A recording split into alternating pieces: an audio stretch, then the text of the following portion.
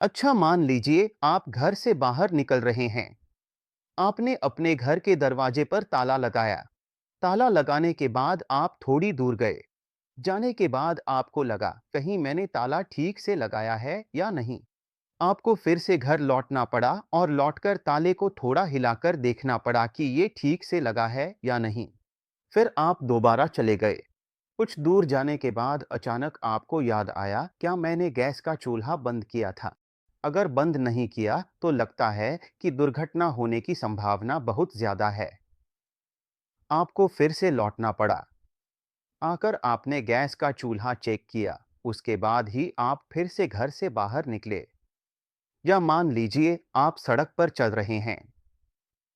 थोड़ी दूर पर एक गंदा जानवर, जिसके शरीर पर बहुत सारा कचरा और गंदगी लगी हुई है, सड़क पर आपके पास से या थोड़ी दूरी बनाकर चल रहा है या चला गया है।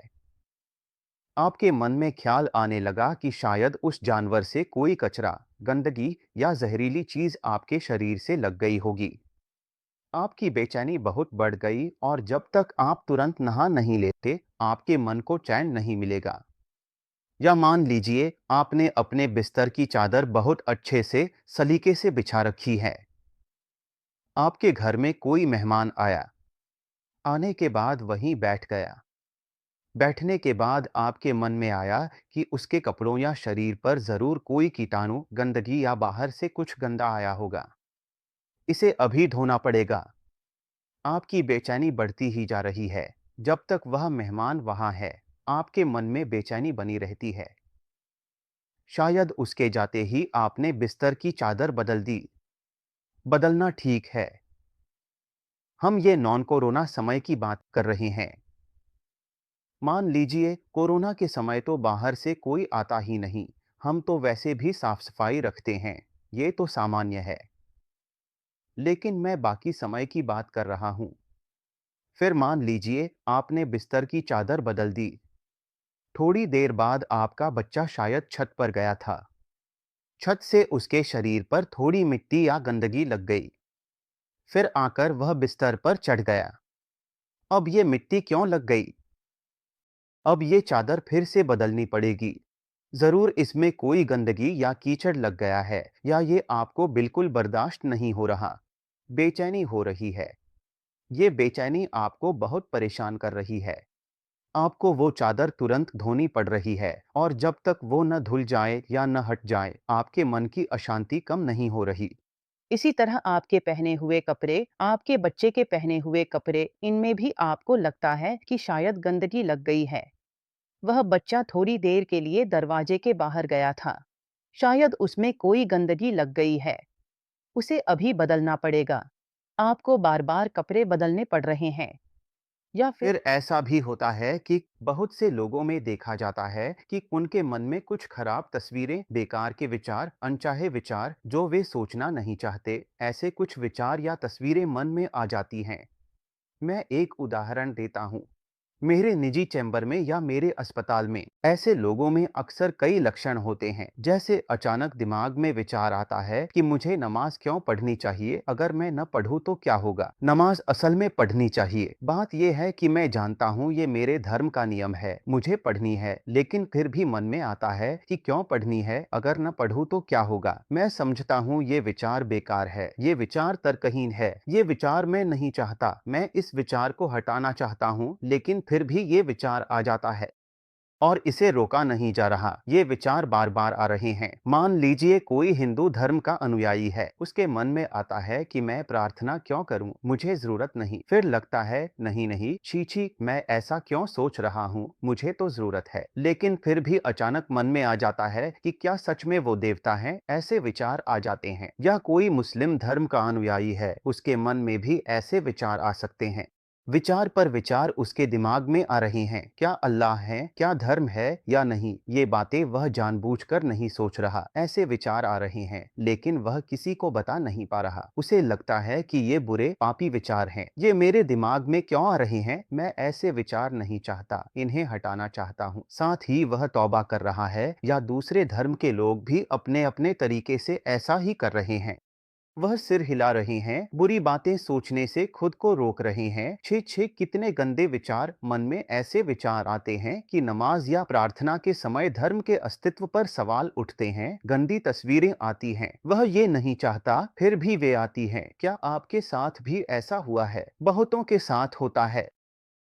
ऐसा क्यों होता है और वह इसे किसी को बता भी नहीं पाता? असल में इसका हल क्या है? कैसी बुरी बात है? इस बारे में शर्म के कारण कोई कहना नहीं चाहता। बहुत लोगों के मन में गंदी तस्वीरें या गंदे विचार ऐसे आते हैं कि उनके करीबी रिश्तेदारों के बारे में जिनके साथ किसी भी तरह का यौन संबंध या रिश्ता होने का सवाल नहीं उठता, फिर भी ऐसे विचार दिमाग में आ जाते हैं।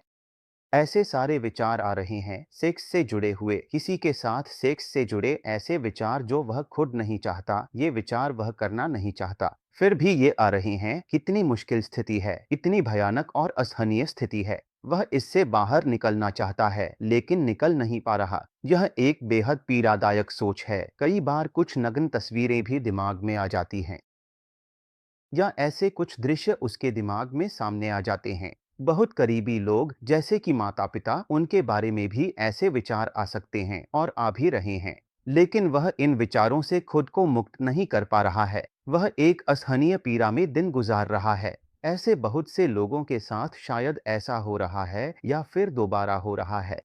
अवसेशन कई तरह से हो सकता है। इसे ऑब्सेसिव कंपल्सिव डिसऑर्डर कहते हैं। जो उदाहरण दे रहा हूँ उसमें ऑब्सेशन और कंपल्शन क्यों है, बताऊंगा कि कौन सा ऑब्सेशन है कौन सा कंपल्शन है, इसे समझाकर बताऊंगा। कई बार जब लोग बात कर रहे होते हैं, अचानक नजर असहज जगह शरीर के शर्मनाक हिस्से पर चली जाती है। आप बात कर रहे हैं, नजर वहां नहीं जाना चाहती, फिर भी चली जाती है। उफ़, नजर वहां क्यों जा रही है? पता नहीं क्यों नजर बार बार वहीं चली जाती है।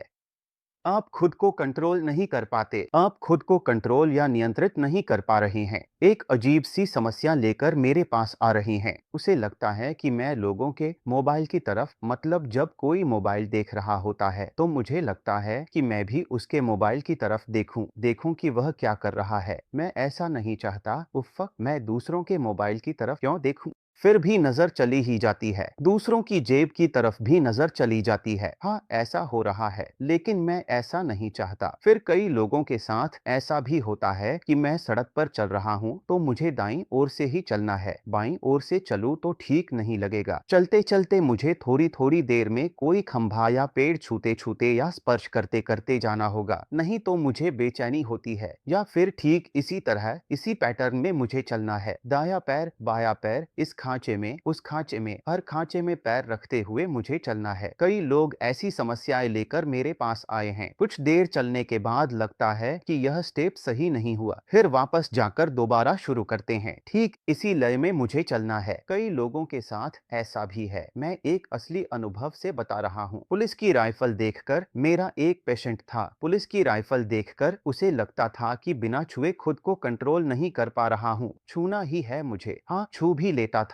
फिर पुलिस ने उसे कई बार पकड़ लिया, फिर उसे प्रिस्क्रिप्शन या कागज दिखाकर छोड़ना पड़ा कि नहीं, यह कोई बीमारी है, खुद को कंट्रोल नहीं कर पा रहा है। इस तरह के कुछ इम्पल्स या इस तरह के कुछ ऑब्सेशन उसके अंदर आ जाते हैं। फिर कई लोग हैं जो ऊंची जगहों पर जाते हैं या किसी भी नदी के किनारे जाते हैं तो मन में विचार आता है, मैं कूद जाऊंगा, लेकिन उसमें आत्महत्या की कोई प्रवृत्ति नहीं है। लेकिन जैसा मैंने कहा, रिपीटेड यानी बार बार लगातार कुछ विचार उसके दिमाग में आ रहे हैं। बार बार आ रहा है कि मैं यहाँ से कूद जाऊंगा, मैं नहीं चाहता कूदना। लेकिन ये विचार क्यों आ रहे हैं? मैं वहां से हट जाना चाहता हूँ। अगर कूद गया तो, अगर खुद को नुकसान पहुंचा दिया तो, मैं नहीं चाहता। फिर भी न जाने क्यों ये विचार दिमाग में आ रहे हैं। सामने कोई आ गया, अचानक लगा कि अगर इस आदमी को थोड़ा चोट पहुंचा दो चीख चीख कर तो क्यों करूंगा, लेकिन फिर भी दिमाग में विचार आ ही रहे हैं। इन विचारों को निकालना संभव नहीं हो रहा है। ऐसा हो रहा है, कई लोगों के साथ ऐसा है कि एक निश्चित पैटर्न में ही चीजों को सजाकर रखना होगा। इसी तरह मेरी ये किताबें रहेंगी, इसी तरह मेरी ये कलमें रहेंगी, इसी तरह मेरे ये कपड़े रहेंगे। इसे क्यों बदल नहीं सकते? या कपड़े पहनते समय मुझे ठीक इसी तरह पहनना है, पहले शर्ट फिर पैंट, किसी कारणवश गलती से पहले पैंट पहन ली फिर शर्ट तो ऐसा नहीं चलेगा, पहले मुझे शर्ट पहननी होगी। या कई लोग होते हैं कि किसी जगह जाना है तो वहां पहले मुझे दायां पैर रखना है, पहले बायां पैर रखना है। कई लोगों के साथ ऐसा भी है कि कुछ लकी अनलकी नंबर को लेकर कुछ बातें होती हैं कि ये मेरा लकी नंबर है। तब तो कई लोगों के लिए ये सोचना सामान्य हो सकता है, लेकिन अगर ये बहुत ज्यादा तीव्र है जिसकी वजह से कामकाज में बाधा आ रही है, रुकावट आ रही है, तो फिर ये बीमारी की श्रेणी में आ सकता है। फिर कई लोग ऐसे होते हैं जिन्हें लगता है कि हर चीज बिल्कुल सही होनी चाहिए, परफेक्ट होनी चाहिए, बिल्कुल सटीक होनी चाहिए। इस तरह की कुछ प्रवृत्तियां होती हैं। ये बिल्कुल चीजों को एकदम व्यवस्थित करने की प्रवृत्ति होती है जिसे हम सिमेट्री कहते हैं।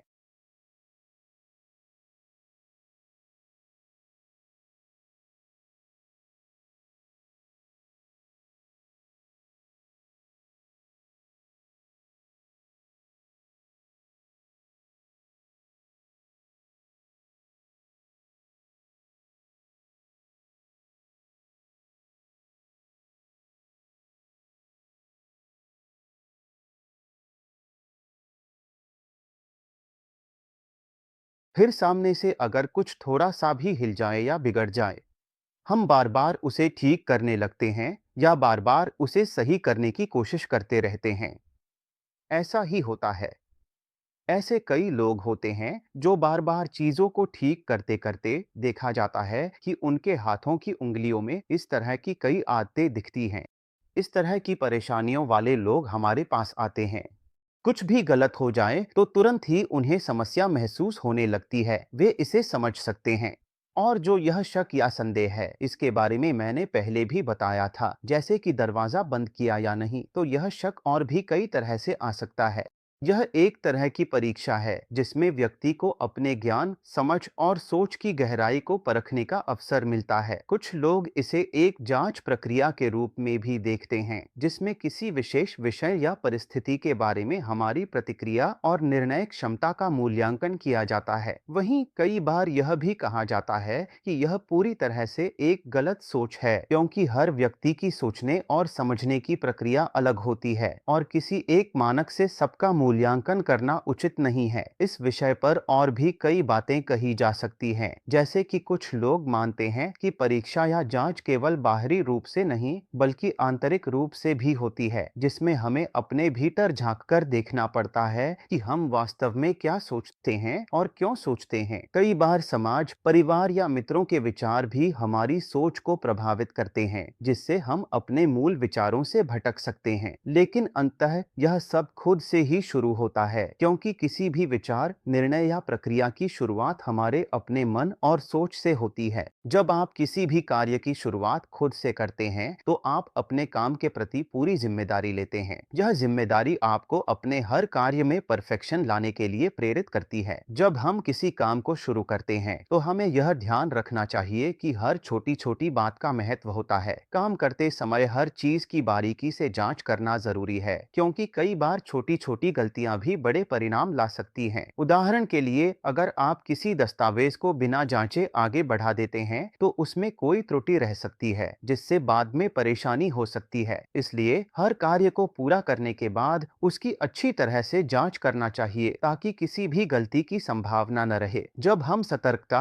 और सावधानी के साथ काम करते हैं तो हमारे काम में गुणवत्ता और परफेक्शन अपने आप आ जाता है। इस तरह खुद से शुरुआत करना, हर काम में परफेक्शन लाना और छोटी छोटी बातों की जांच करना सफलता की ओर बढ़ने के लिए बेहद जरूरी है। लेकिन हम इसे सिर्फ इतना कहकर खत्म नहीं करेंगे कि उसमें बस थोड़ी बेचैनी या घबराहट की आदत है। तब हम इसे बीमारी की श्रेणी में डाल देते हैं। तब हम इसे ऑब्सेसिव कंपल्सिव डिसऑर्डर कहते हैं। मैं इसे फिर से साफ साफ समझा रहा हूं। जैसे मन में शक आना, कोई तस्वीर आना, बुरे विचार आना, इन्हें हम ऑब्सेशन कहते हैं। और इनके प्रभाव में जो भी काम हम बार बार करते हैं, जैसे कोई बार बार हाथ धोता है, कोई बार बार कुछ चेक करता है, इन्हें हम कंपल्शन कहते हैं। या नहाने में कई लोगों को 1 से 1.5 घंटे लग जाते हैं क्योंकि उन्हें लगता है कि वे ठीक से साफ नहीं हो रही हैं, है ना?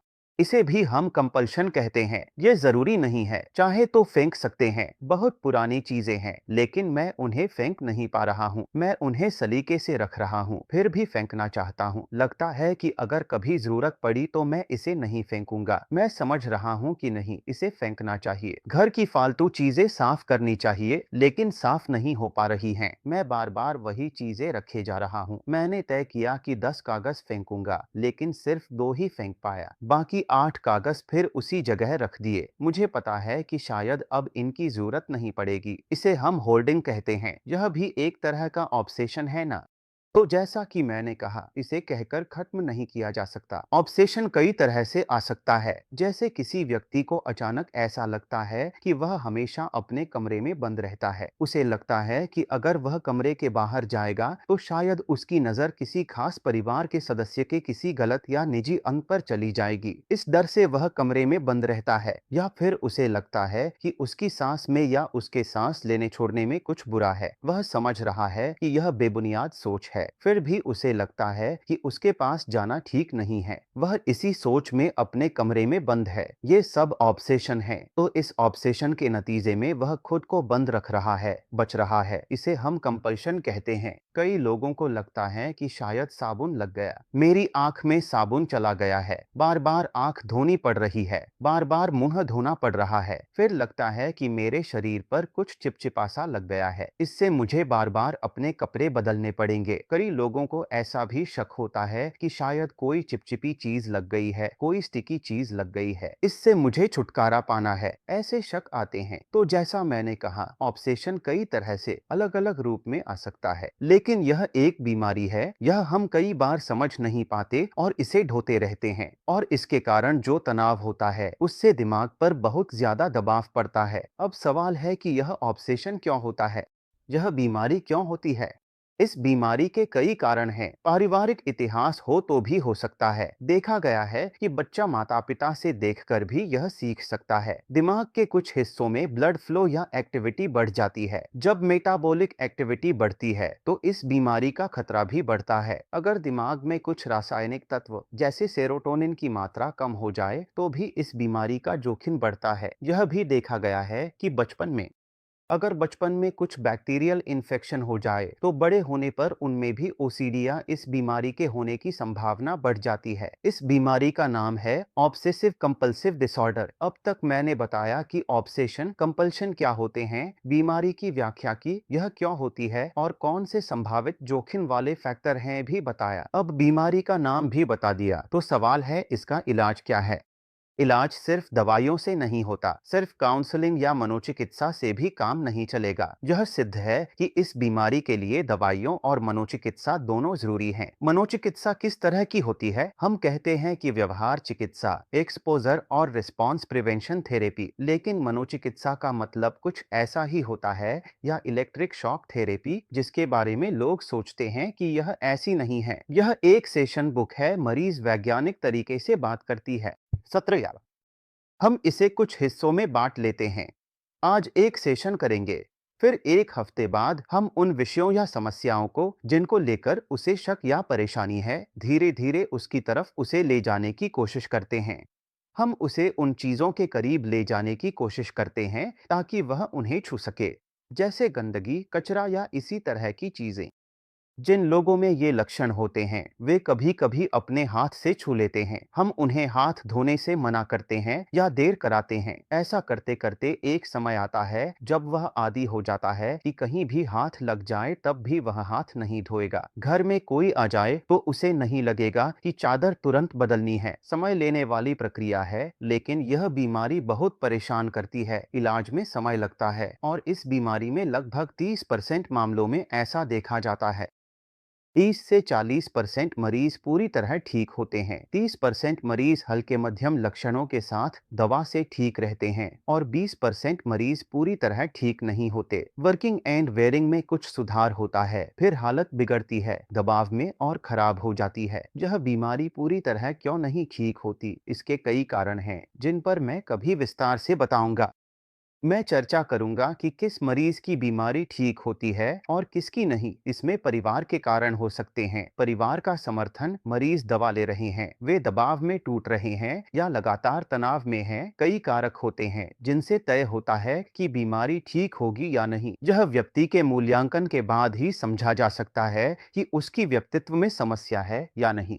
उनके परिवार, आसपास का माहौल, पर्यावरण, इन सबको देखकर ही हम तय करते हैं कि वे सच में ठीक हो रहे हैं या नहीं और उनके ठीक होने की संभावना कितनी है। इसी तरह हम आगे बढ़ते हैं, लेकिन हम हार नहीं मानते। मैं हमेशा आशावादी रहता हूँ। हम मरीज को स्वस्थ करने की पूरी कोशिश करते हैं। आप स्वस्थ रहें। इस बीमारी के बारे में वीडियो लंबा हो गया है, लेकिन मुझे लगता है, मेरा विश्वास है, मैं जानता बहुत से लोग इस बीमारी से पीड़ित हैं। समाधान नहीं मिल रहा। अगर आप मेरा वीडियो देखकर थोड़ा भी समझ पाएं कि यह कौन सी बीमारी है, तो मुझे लगता है कि आपको राहत मिलेगी या आप थोड़ा सहज महसूस करेंगे कि हाँ, असल में मुझे यही बीमारी है। इसे समझना एक कदम आगे बढ़ना है, जिससे आप नजदीकी डॉक्टर से संपर्क कर सकते हैं। धन्यवाद।